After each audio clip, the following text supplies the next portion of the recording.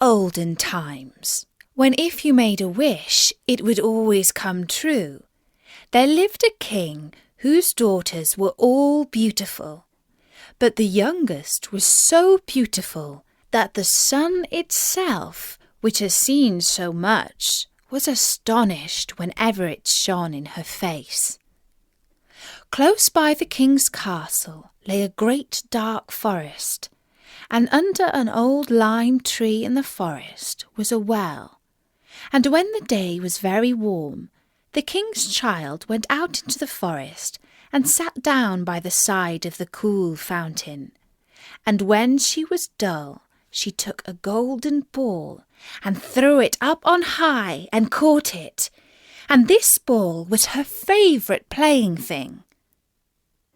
Now it so happened that on one occasion the princess's golden ball did not fall into the little hand which she was holding up for it, but onto the ground beyond, and rolled straight into the water. The king's daughter followed it with her eyes, but it vanished, and the well was so deep that the bottom could not be seen. On this she began to cry, and cry louder and louder, and could not be comforted. And as she was complaining, someone said to her, "What troubles you, king's daughter? You weep so that even a stone would show pity." She looked round to the side from whence the voice came, and saw a frog stretching forth its thick, ugly head from the water. "Ah, old water splasher, is it you?" said she. "I am weeping for my golden ball, which has fallen into the well." "Be quiet, and do not weep," answered the frog. "I can help thee." "But what wilt thou give me?" "Whatever you will have, dear frog," said she. "My clothes, my pearls and jewels, and even the golden crown which I'm wearing." The frog answered, "I do not care for clothes, thy pearls and jewels, or thy golden crown. But if you will love me, and let me be thy companion and playfellow, and sit by thee at thy little table, and eat off thy little golden plate, and drink out of thy little cup, and sleep in thy bed, if thou wilt promise me this, I will go down below, and bring thee thy golden ball up again." "Oh yes," said she, "I promise thee all you wish, if you will but bring my ball back again." She, however, thought, "How silly that frog does talk. He lives in the water with the other frogs and croaks, and can be no companion to any human being."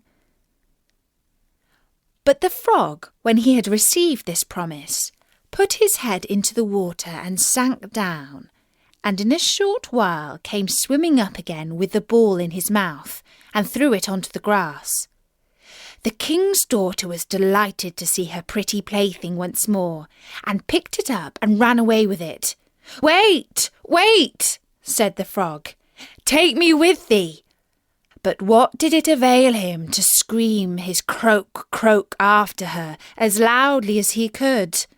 She did not listen to it, but ran home and soon forgot the poor frog, who was forced to go back into his well once more. The next day, when she had seated herself at table with the king and all the courtiers, and was eating from her little golden plate, something came creeping splish, splash, up the marble staircase, and when it had got to the top, it knocked at the door and cried, "Princess, youngest princess, open the door for me." She ran to see who was outside, but when she opened the door, there sat the frog in front of it.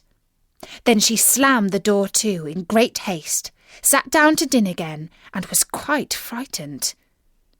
"My child, what art thou so afraid of? Is there perchance a giant outside who wants to carry thee away?"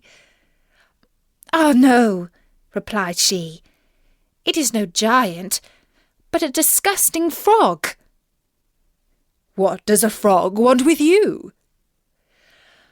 "Ah, dear father, yesterday, as I was in the forest sitting by the well playing, my golden ball fell into the water, and because I cried so, the frog brought it out again for me, and because he so insisted, I promised him he should be my companion, but I never thought he would be able to come out of his water.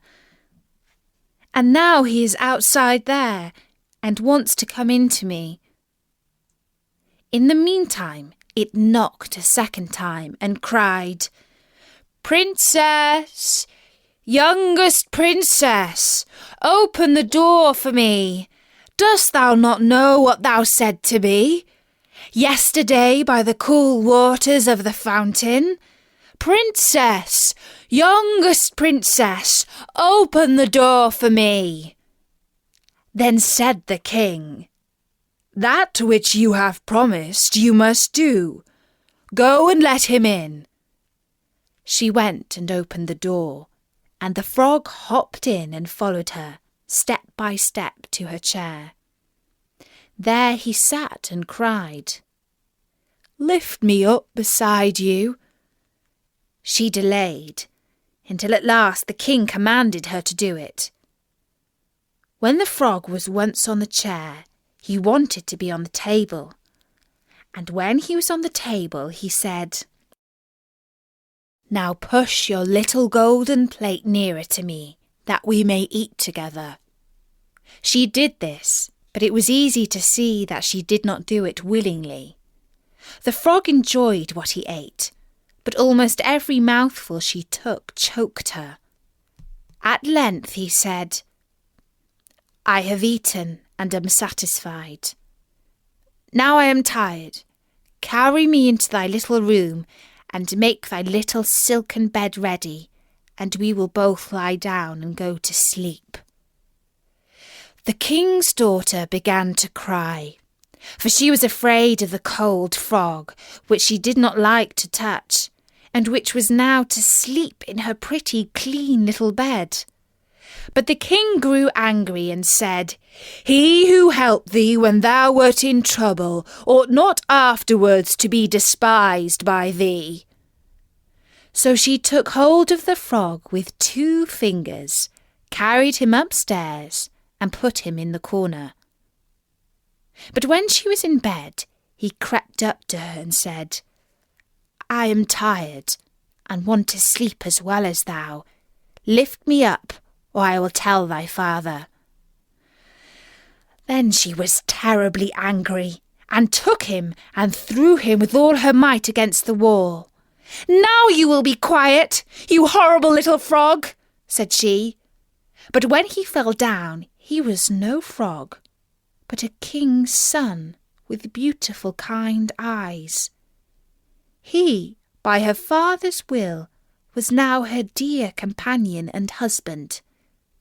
Then he told her how he had been bewitched by a wicked witch, and how no one could have delivered him from the well but herself, and that tomorrow they would go together to his kingdom. Then they went to sleep, and next morning when the sun awoke them, a carriage came driving up with 8 white horses, which had white ostrich feathers on their heads, and were harnessed with golden chains. And behind stood the young king's servant, Faithful Henry.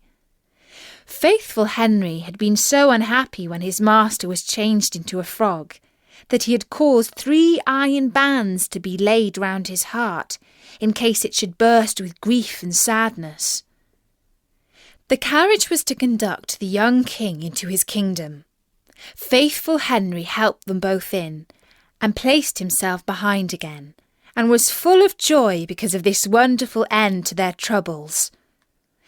And when they had driven a part of the way, the king's son heard a cracking behind him as if something had broken.